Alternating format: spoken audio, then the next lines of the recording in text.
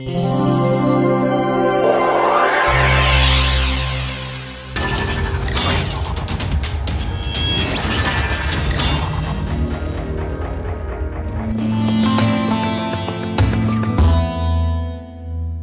morning. We will continue our discussion of multi-phase flows and see one possible route by which we can model these sprays.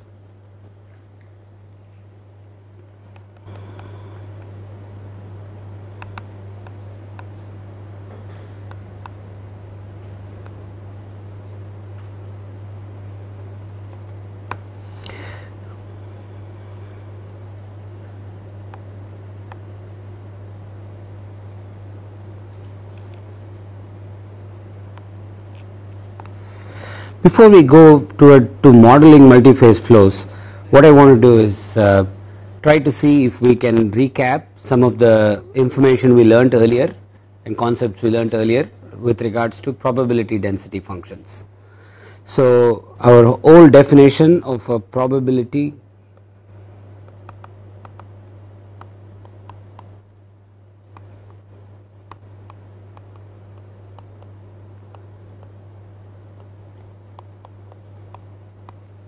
PDF, if I define an f, I will use r for the radius of the drop, and I will write down the nomenclature.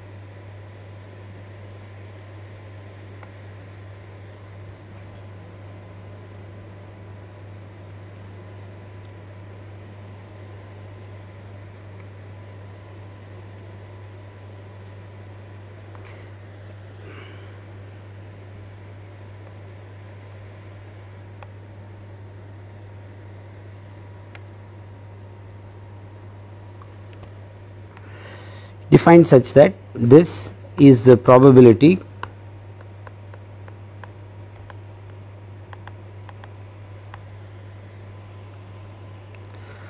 of finding a drop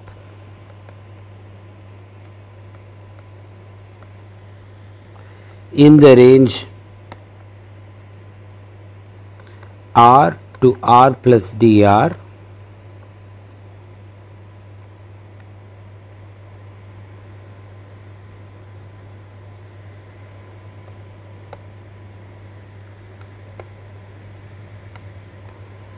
and velocity v to v plus dv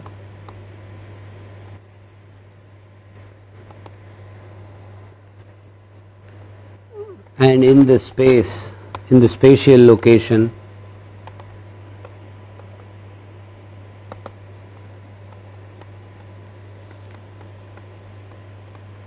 x to x plus dx. So, that is, let us just quickly understand what this means. If I take a spray and I will plant my coordinate system, just to, since we are now talking about a real physical system and modeling a real physical system. If I take a tiny volume element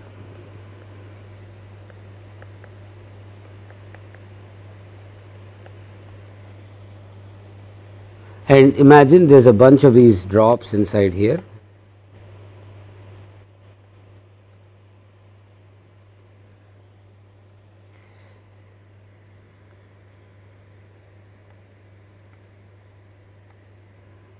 then if I take f times this probability density f of r comma v comma x semicolon t is time of course here, is basically given by the probability of finding a drop in the radius range r to r plus dr and velocity range v to v plus dv. So, we should be clear about what this vector v to v plus dv means. So, I will write that out. V to v plus dv is the same as saying or rather let us be, it is easier to define the dv vector. dv is equal to dv1, dv2, dv3, which is the velocity components in the 3 directions. So, it is like a little tiny volume in the velocity coordinate. So, if I take a velocity, if I take a drop of radius r, if it is, and I can easily understand what the meaning of r to r plus dr is. So, it is like 50 to 51 microns. What the volume element in the velocity coordinate, this dv vector given by the product of dv1, dv2, dv3 means finding a drop of velocity, let us say 10 to 10.1 meters per second in the x direction, some 1 to 1.1 meters per second in the y direction, and let us say 5 to 5.1 meters per second in the z direction. So, a drop satisfying all 3 conditions is what will fall inside this dv element. Likewise, dx is easier to understand. We have been trained to understand this since high school. I will refer to these by x1, x2, x3, it makes more sense.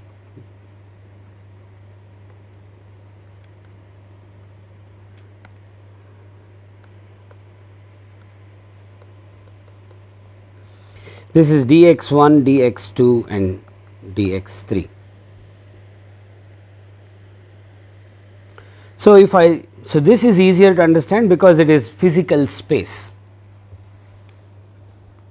It is the space of space in the spray, like a little tiny volume, and I am looking at all the drops that fall inside this volume, that is my starting point.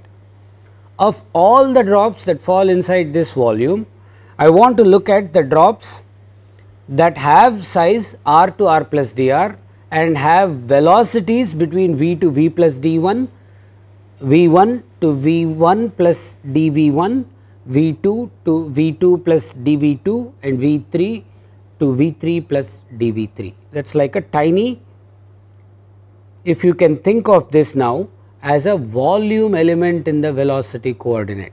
So, this is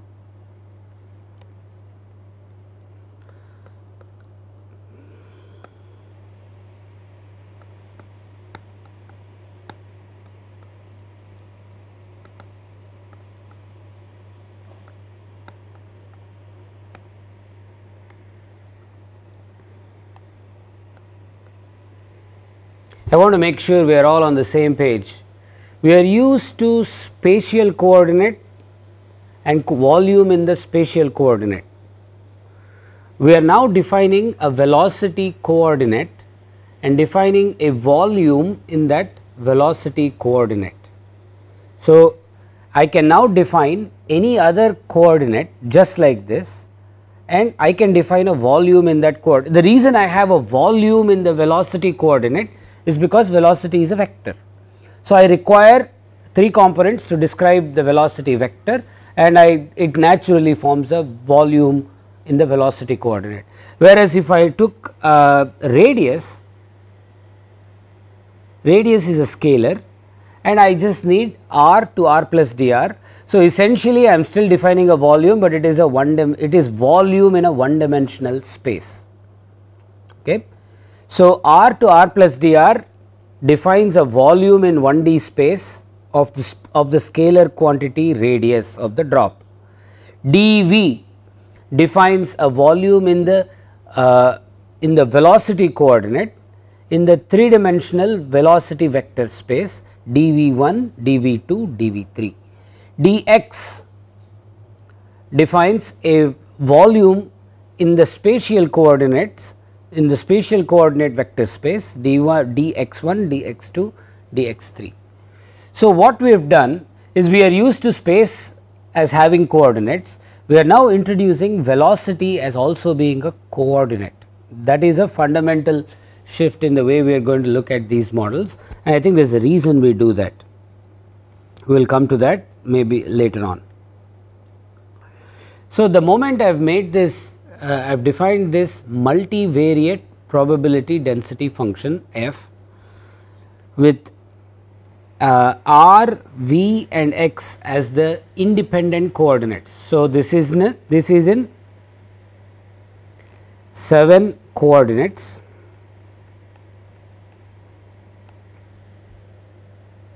and time as being a parameter. So, we are not defining, I can define an instantaneous probability density function. So, at this current instant of time, if I gather all the drops that are in the spatial location dx, x to x plus dx and parse them into radius bins and velocity bins, this gives me the multivariate probability density function.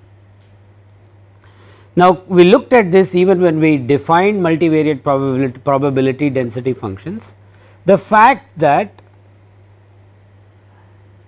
the f at this point is clearly not the same as the f at another spatial location. Okay. Now, f is a function defined in this 7 dimensional space of 3 velocity coordinates, 3 spatial coordinates and the radius of the drop. So, typically we will use the word external coordinate to define the spatial coordinates. Those are like obvious to us, they have been, we have learned that from Cartesian geometry days.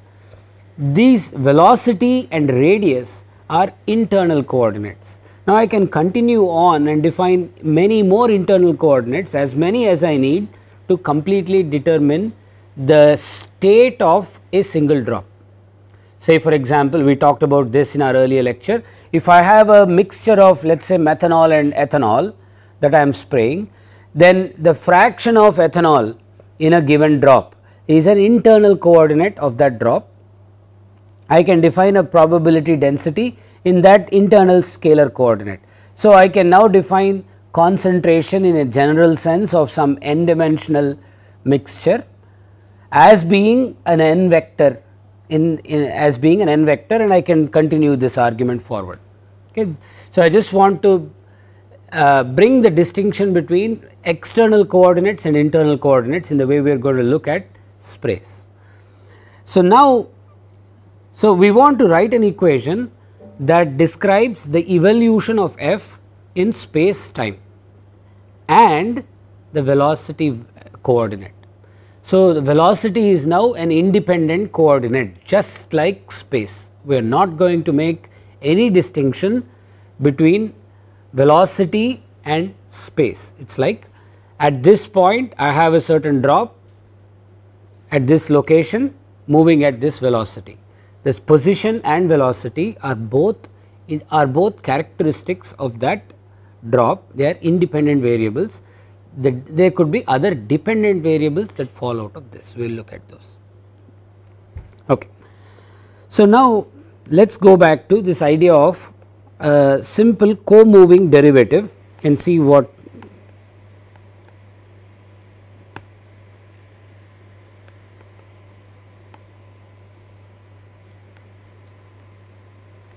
we are used to this. Say if I have some function f or some function g which is a function of x and time, we write a co-moving derivative of g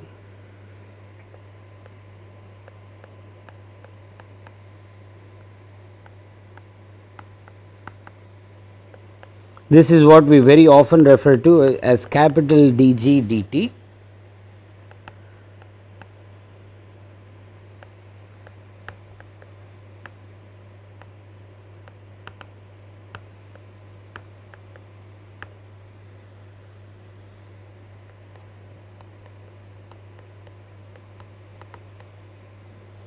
Where u is the velocity, scalar velocity in the x direction. Okay. This comes from basically defining G as a field in x and time. So, essentially if I had this G is a property everywhere in x and time, and U defines the transport velocity at every point in space and time. So, U is also a property of x and time. That is generally how we understand fluid mechanics. Okay, and this comes from basically defining velocity as a field, not velocity as a property of a particle or property of the material. Okay. So, if I define velocity as being a field variable depending on the spatial coordinate and time, whatever material particle passes through that point in space and time acquires that velocity. That is our basic assumption on which our hydrodynamics and Navier-Stokes equations are built. So, if I now take that forward, and if I have x and t as my independent variables, this is my co-moving derivative. If I continue this forward,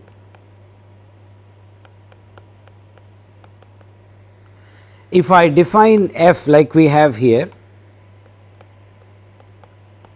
is a function of r, v, x and t. So, for this general probability density function, how do we write the co-moving derivative and what does that mean?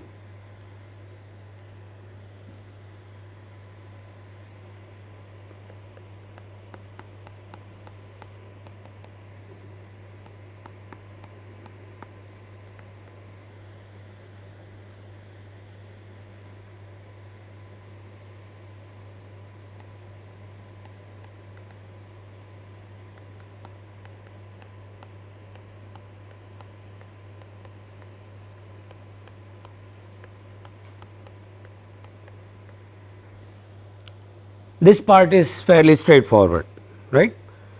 So, since f depends on since f is a function of the spatial location x y z or x1, x2, x3, I could have an advection of this property f. F is just like our old G. Okay, any property which is a field which is defined as a field, which is defined as a function of x and time, can be advected through that in that spatial coordinates and time by their respective velocities v1, v2, v3. So, if I have v1, v2, v3 as the velocities at a given point of this material f, of this property f, then the partial derivative of f with respect to time plus v1 df dx1 plus v2 df dx2 plus v3 df dx3 gives me the rate of advection in space and time. But we now have additional coordinates in terms of v and r which are now defined as our independent coordinates. So, how do we account for those? You require additional terms.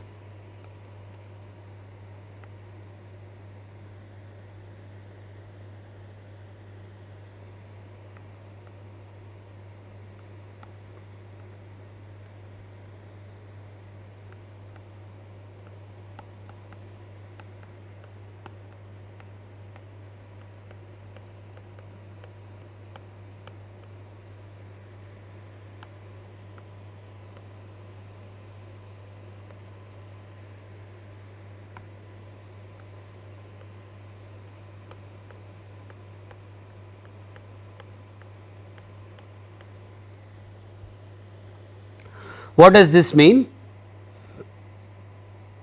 If f1, f2, f3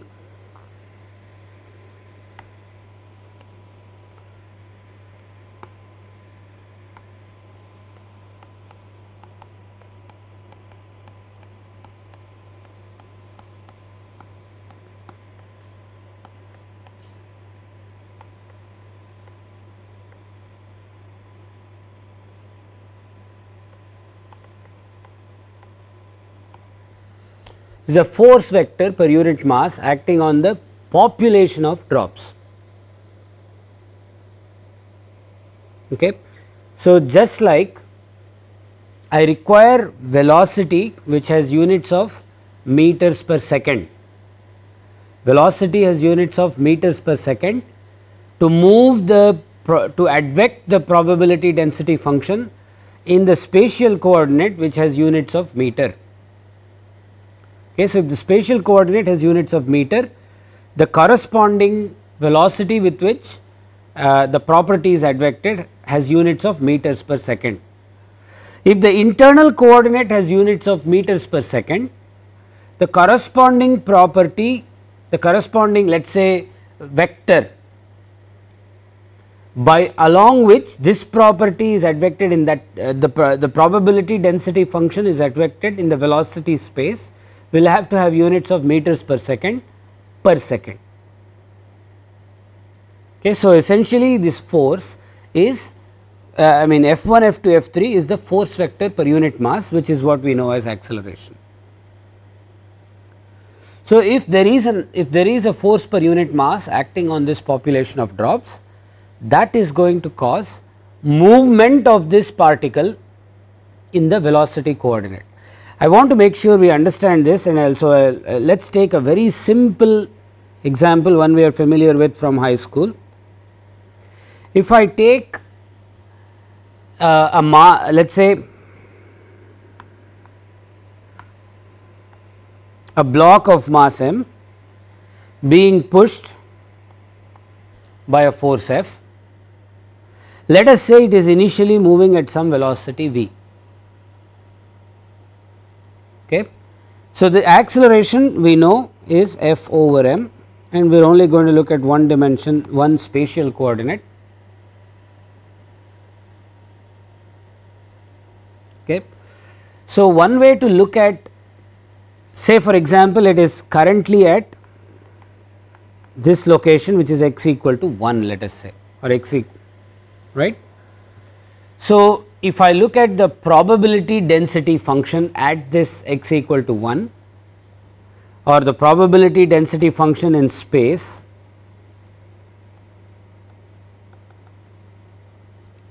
it is a Dirac delta function at x equal to 1. That is, I have a mass at x equal to 1 and everywhere else there is no mass. So, we will just looking at a point mass, let us say. Okay. So, I have, if I look at the probability of finding particles or number density of particles, we are used to number PDFs and we will define this F also as a number PDF. The number PDF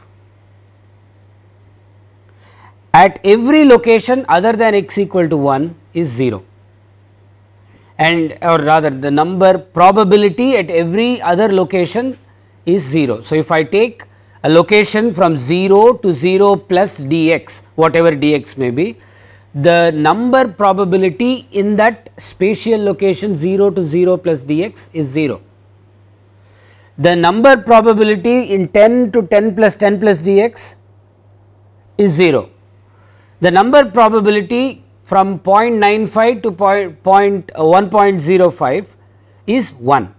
So, I have one particle and there is, so there is a probability of finding a particle around 1. So, in the limit of that dx shrinking to 0, we get our probability density function, and that probability density function when plotted in the spatial coordinate takes the form of a Dirac delta function at 1, and basically it is like a very sharp peak going towards infinity at 1, with the area underneath this curve being bounded, being equal to 1. That is the meaning of a Dirac delta function.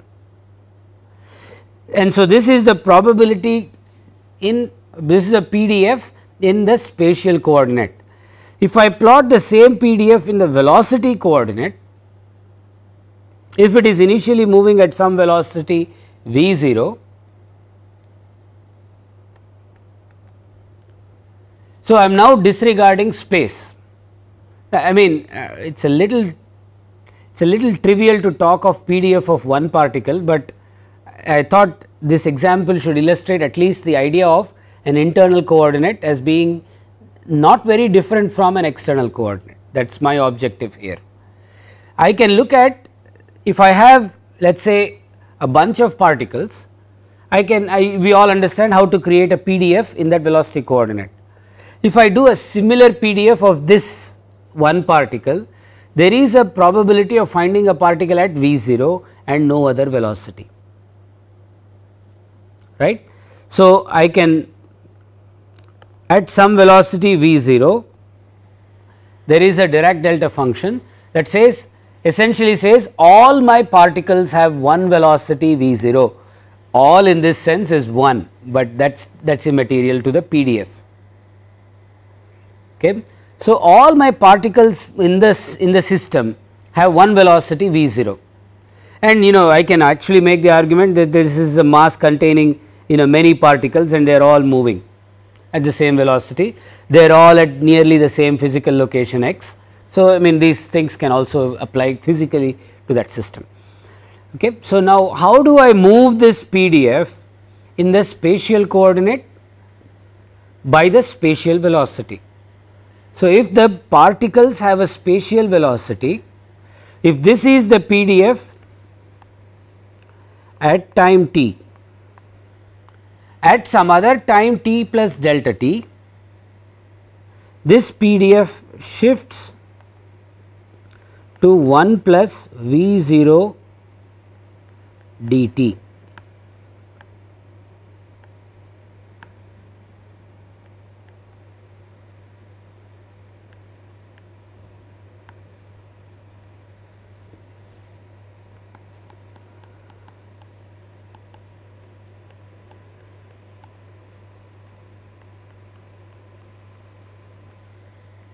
So, at some future time t plus delta t, t plus dt, this same Dirac delta function has moved to a new location x1. So, the probability density function in x coordinate is now given by delta. So, if I define f of x at time t, this is given by the Dirac delta function at x minus 1. The probability density function at t plus dt is given by this x minus x1.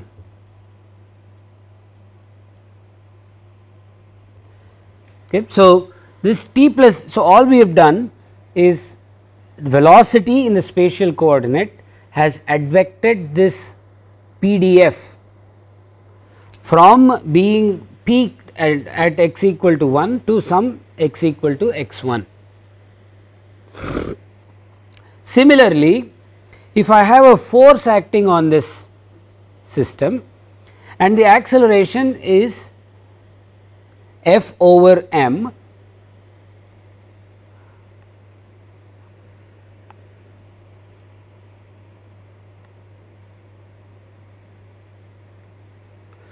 the f of v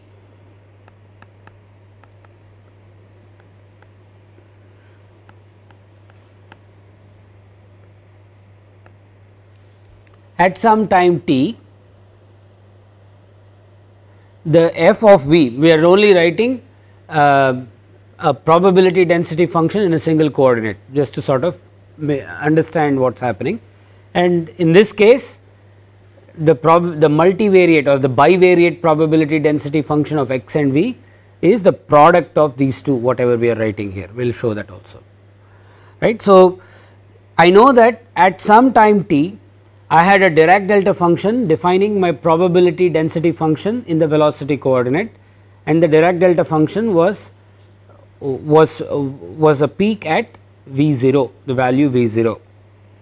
At some future time, what would this look like?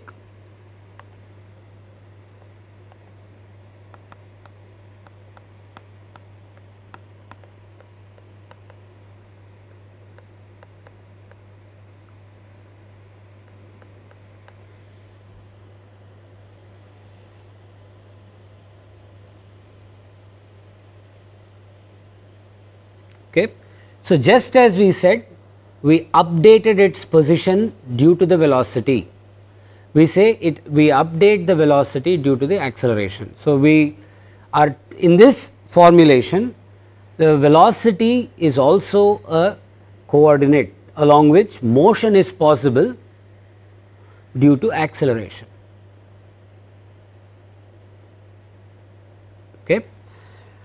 I want to take one more last little bit of complication. Let us say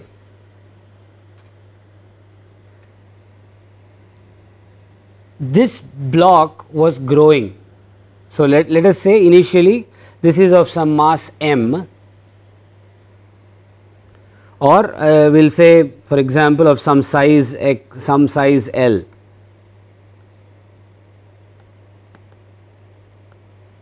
is a cubic block or of some size L, let us say, and I have a little mass accumulating on here at some L dot or some V dot, some volume is being added to this block, and as a result its size is also changing. So, this is just like a condensation or an evaporation process in a droplet, right. So, what I can now say, I can do something exactly similar.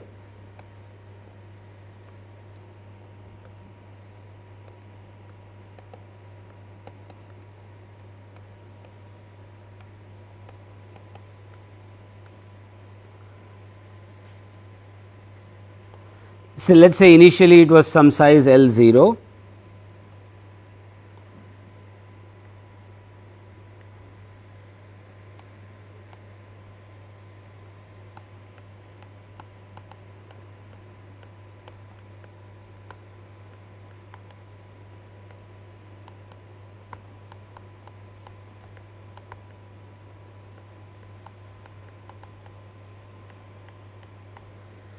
L0 is the size of the particle at time t.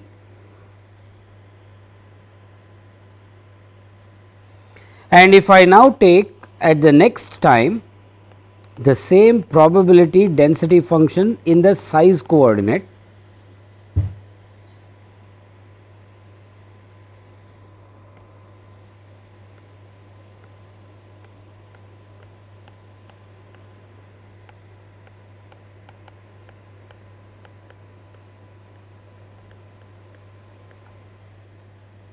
if L dot is the rate at which that size coordinate is changing, then L1 given by L0 plus L dot dt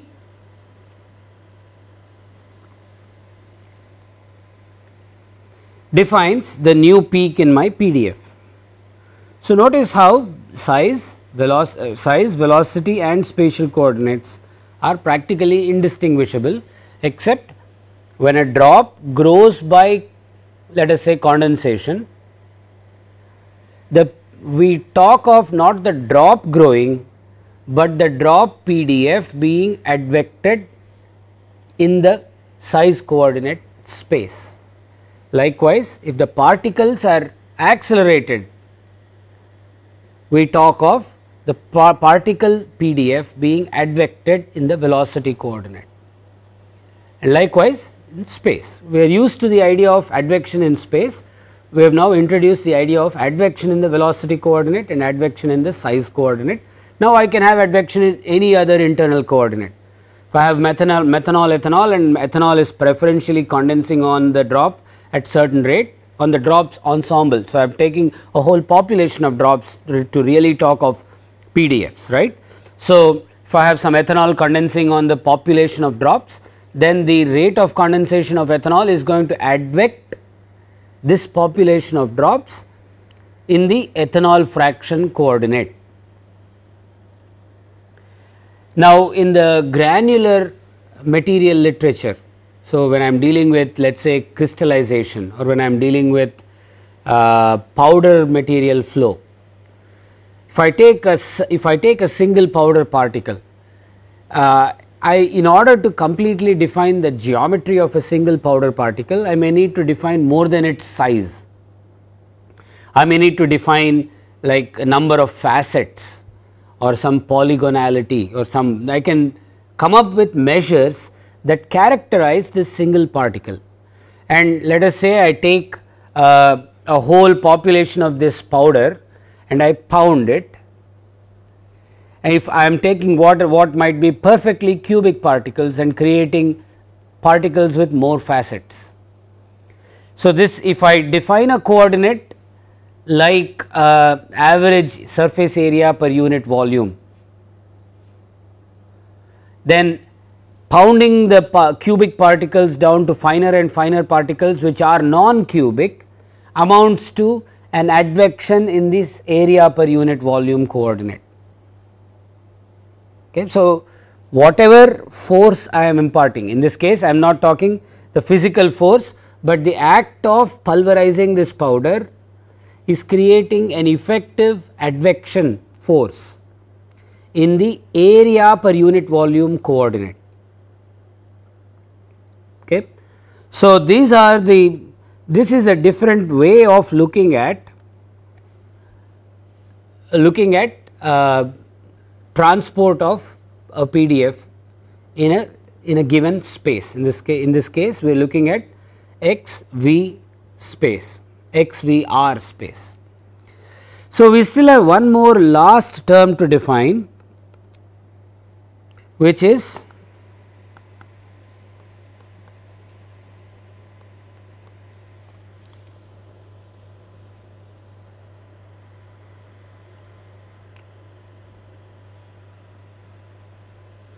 so here r dot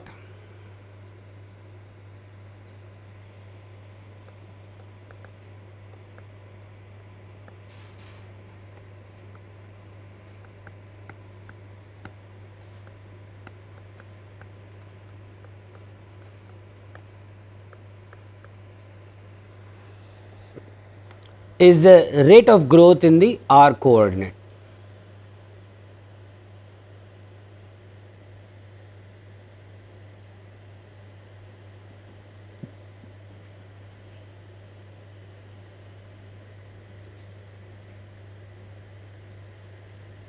So, if I now look at this, all these possibilities of advection in the different coordinates, let me take a very simple situation first. If I take just a bunch of drops that are all stationary, but are of different sizes. So, I have an initial f as a function of r, but they are all stationary, and in both they are stationary in position and not moving. So, I mean clearly they are stationary. So, if I now allow some sort of a condensation process to be initiated or an evaporation process, does not matter, it is a matter of just a sign, right. So, r dot is a function of the r current radius of the drop. Then d dr of r dot times f defines the rate of advection of this PDF, and df dt, which is the rate of change of the PDF explicitly due to time.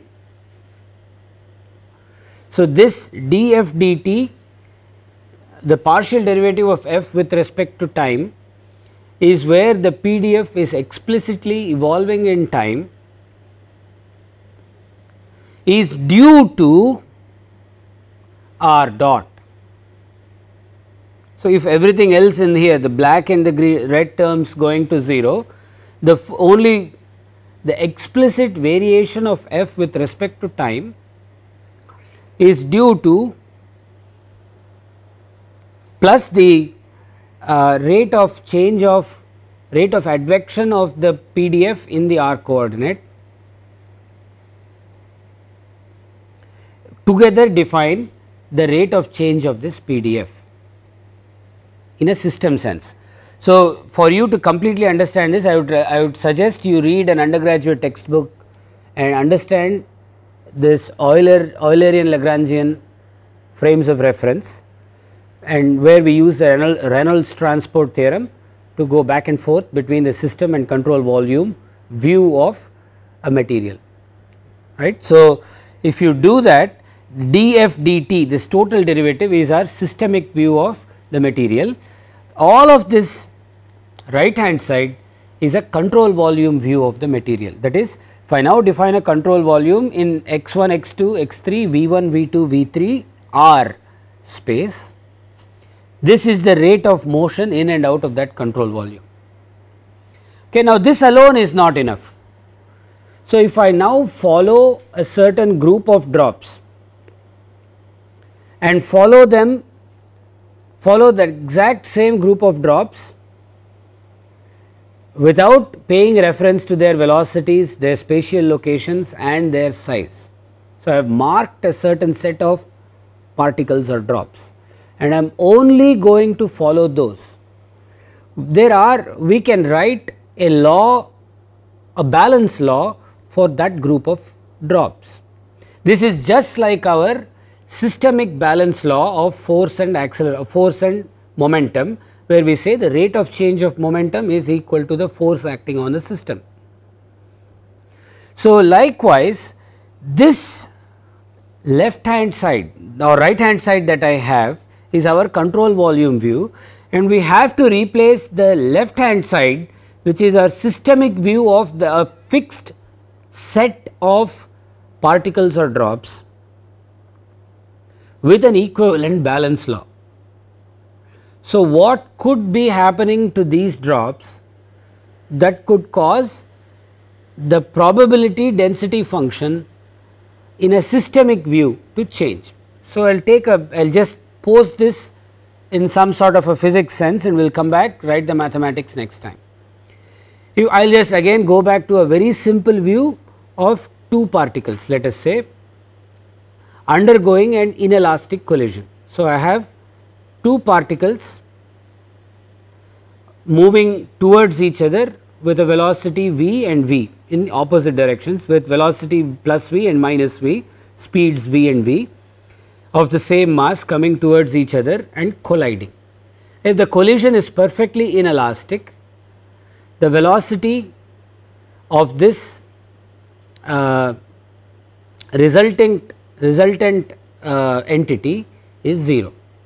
So, these two particles collide, they let us say coalesce into one drop which is going to become stationary.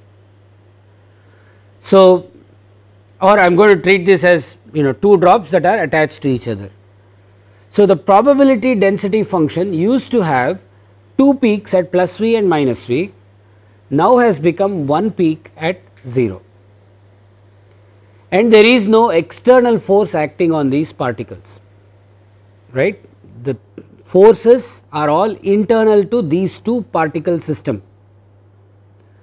So, everything on this right hand side, barring of course, if I take that instant where they were all at the same physical location. So, I am going to ignore the black terms for a moment, the black spatial advection terms for a moment. I mean, you can imagine this happening in a very small neighborhood before and after the collision, so to say.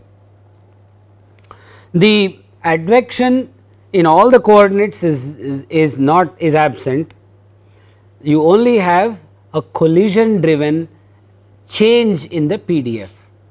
So, from a systemic view, this is what is responsible for the change in the PDF from having two peaks at plus v and minus v to having one peak at v equal to 0. Okay. So, collisions between the particles of the system. So, I have a system of particles, collisions between the particles of a system could be one force that is responsible for change in this PDF f. Okay. We will look at what that means to the left hand side of this equation in the next class.